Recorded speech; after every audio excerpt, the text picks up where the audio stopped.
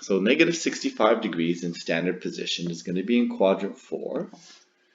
Okay, so we draw it maybe somewhere around there. So there's our negative 65 degrees. Okay, we have a reference triangle here. And we want to use the symmetry and to find other positions. In this case, sharing the same y coordinate, it's going to be in this position over here. Okay, it's going to give us this position, and we measure that angle in this way.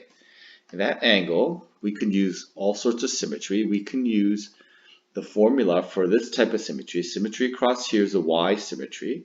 So we can use a formula for sine. So it's 180 minus negative 65 is going to give us positive 245 degrees.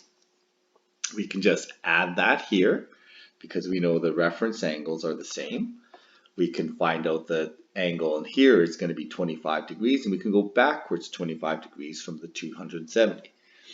So that's a good time to maybe mention that you really need to have this ingrained in your brain, these positions here. Okay, the 90, 180, 270, that's very important. So the other part of this says, find the standard position angle that's in quadrant 2 that has the same reference angle. Well, quadrant 2 angle is going to be this one here, so it's going to be directly opposite to give us the same reference triangle. Okay, so there's our position. The angle measured in that direction is going to be 180 plus negative 65, so it's going to be 115 degrees. Okay, so there's our quadrant 2 angle. And then what are the sine, cos, and tangent ratios for negative 65 degrees? Well, since negative 65 degrees is not a special angle, we can just use our calculators to generate those values. Okay, so going to my calculator here. Sorry, I don't have my calculator handy, but okay, so going to my calculator values for a sine of 65 degrees. So I get sine 65 is equal to positive it's negative 65 degrees, isn't it? So 65 degrees negative,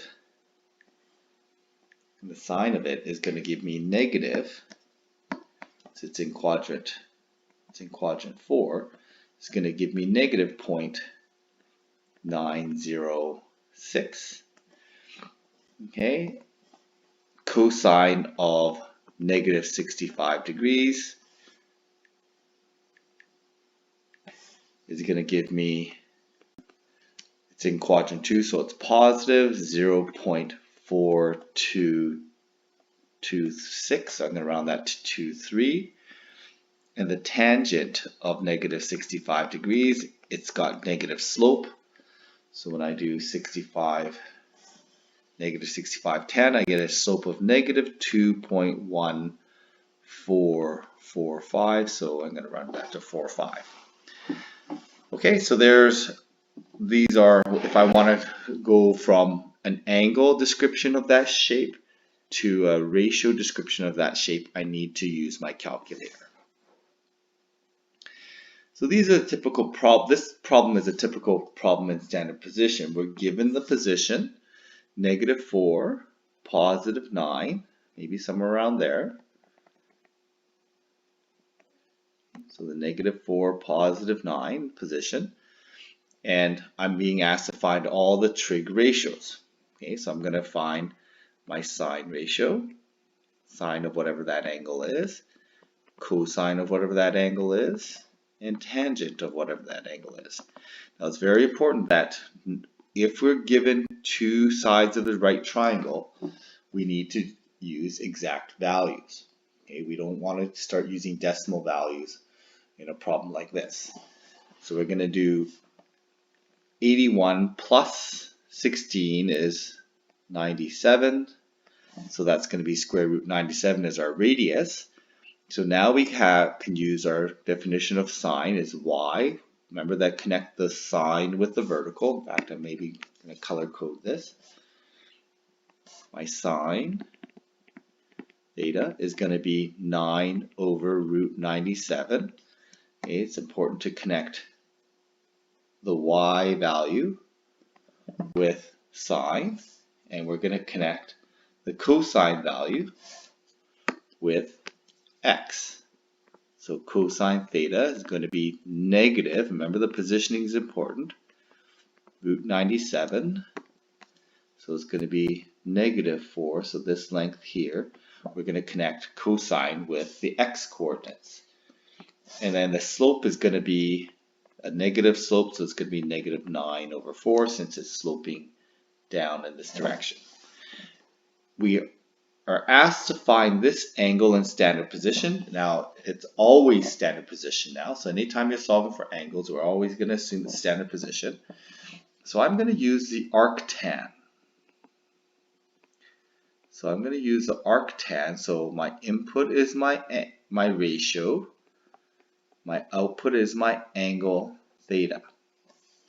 Okay, so I have negative 9 over 4. Okay, and I'm going to arctan this. So inverse tan. And I end up with negative 66.04 degrees. Okay, and that's my theta 1. That's what comes from my calculator. Now, I know that theta 1 is in the wrong position. And we always have to remember that because of the symmetry of the circle, we have to remember that there's always going to be two possibilities. So negative 66.04 degrees is measured down here.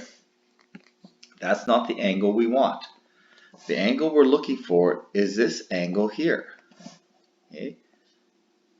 That angle there is going to be my theta 2. Now my theta 2 does not come from my calculator. It comes from using symmetry. So I need to, the symmetry I'm using in this case is the opposite side of the circle. So adding 180 degrees.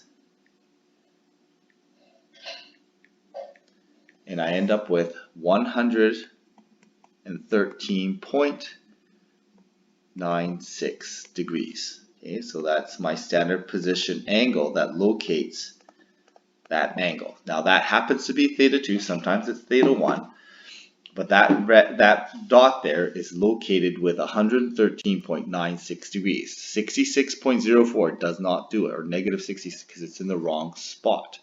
Okay, so again, the position is important.